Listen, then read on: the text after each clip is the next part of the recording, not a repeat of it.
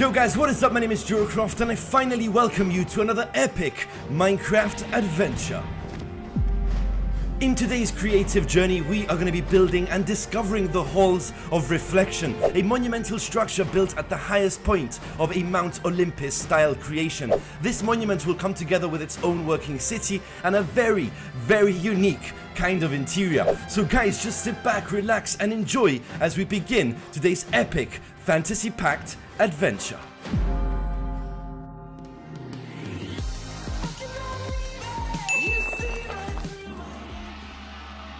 Right guys, now let me take you to where the story begins. All the way back in 2013, me and a fellow YouTuber experimented with glass and ice to make a room reflective. In today's video, my idea is basically to recreate this technique, but on a much larger, more epic scale. Now to kickstart today's project, I first have to create a new world painter map. In order to create a monument with a reflective interior, we need to make sure we have enough space underground as well as above ground. Giving myself a template to work with by creating my very own version of Mount Olympus, with plenty of space at the top of the mountain to build our monument.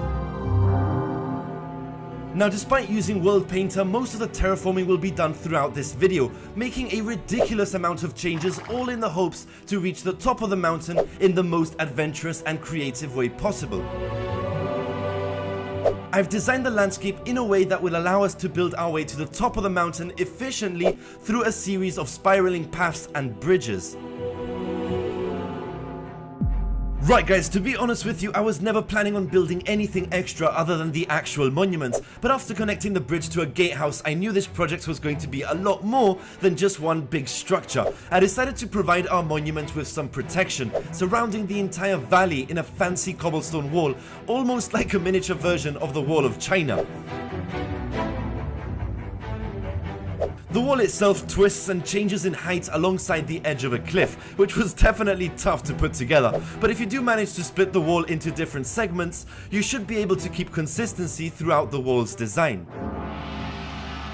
Right guys, so now we continue our way up the mountain, terraforming the path that will lead to a second cobblestone bridge. I actually found this to be a really good opportunity to build a waterfall. It was off to a messy start, but after some extensive work, it did actually make more sense to have the water flow past both bridges.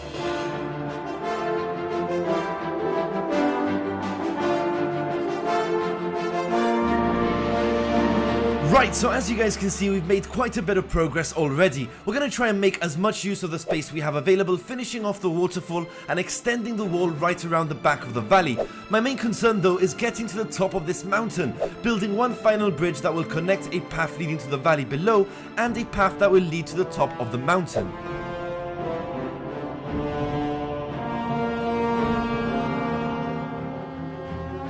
And so we finally reach the top of the mountain, only to find out the massive miscalculation I've made. Only building just the entrance of this colossal monument has practically taken up all of the space we have available. I've realized in order to achieve my goal, I had to expand the mountain by almost 10 times its current size, just to be able to house this massive structure. And so without hesitation, I once again got back into terraforming, and there was no turning back, with well into 5 hours of landscaping, all in order to create the perfect fit for a massive circular dome-like temple.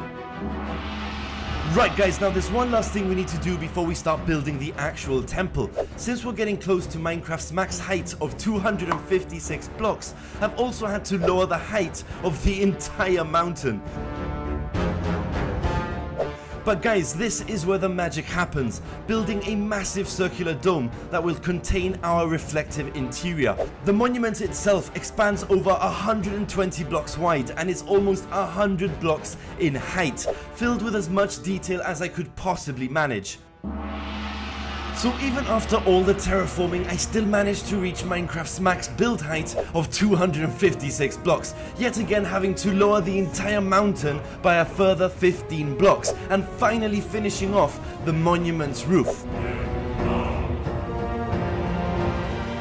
Despite all the changes, I do actually prefer this version, and it's actually crazy to think that this monument is almost half the size of the actual mountain. But we're nowhere near done just yet. At this point in the video, I really had no intention of building an entire city, but after coming this far into the project, it really seemed like there was just something missing. So my decision was final. To make things a lot easier, I've designed a series of houses, towers, and other buildings which we can use throughout the valley, apart from all the other extras we'll add later on, of course.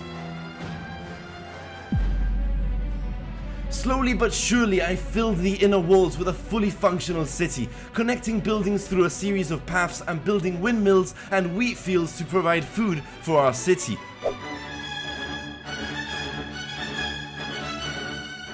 As well as, of course, a couple of extra features, including giant banners in the distance, which I think made a really nice improvement.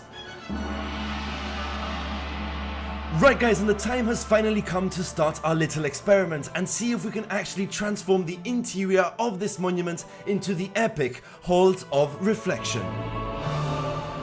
Now, in order to really make this work, I've created the perfect circle right at the center of the dome, filled with a layer of white stained glass. The idea is to decorate the interior as best as I can, and once the interior is complete, we're going to use commands to copy and flip the entire building upside down and hopefully create an epic looking reflection. And guys, I am being 100% honest when I tell you I had no idea this reflection would actually work this well. It actually looks completely genuine, despite the fact we've just flipped an entire building upside down. Apart from all the damages outside, with the amount of terraforming we've done already, it's really just no big deal. But guys, with that done, I proudly present to you an epic Minecraft kingdom and the Halls of Reflection.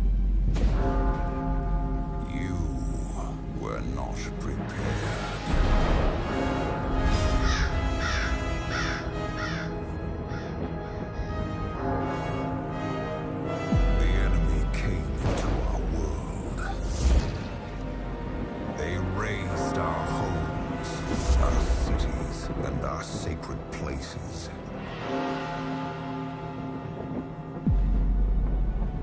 And so you came to me, nothing remaining of you but rage and determination.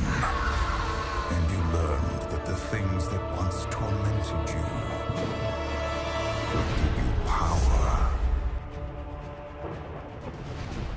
Right guys, if you enjoyed this video, become a fellow explorer, subscribe and join in future adventures. This world is now exclusively available on www.jerocraft.net, and whoever has purchased the USB in the past is also entitled to a free update. So thank you guys for watching, give this video a thumbs up, and I will catch you in the next one. This is Jerocraft, over and out.